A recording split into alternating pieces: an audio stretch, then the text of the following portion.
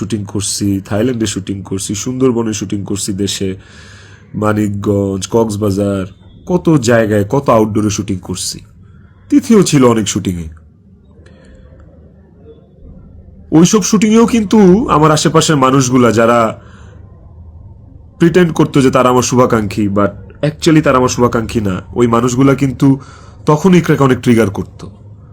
কই, তখন তো ইকরা এই ধরনের কোনো স্টেপ নেয় নাই, তখন তো আত্মহত্যা করে নাই। আপনারা ইকরার আর ইকরার বান্ধবীর স্ট্যাটাস, সরি কি বলে ওটাকে, স্ক্রিনশট বোধহয় পড়ছেন। ওখানে কিন্তু ইকরা নিজেই স্পষ্ট লিখছে যে ও এইসব মানুষের কথাবার্তা নিতে পারতেছে না, গত 3 বছর ধরে ও এইসব মানুষের ট্রিগার আর সহ্য করতে পারতেছে না। ওর নিজের কথা ও নিজে লিখছে, আপনারা পড়ছেন। তো কিভাবে বলেন যে আমার ইকরাকে আমি মেরে ফেলছি? আমার ইকরাকে এইসব মানুষ মেরে ফেলছে, এরা মেরে ফেলছে ট্রিগার করতে করতে, ওর কান ভরতে ভরতে।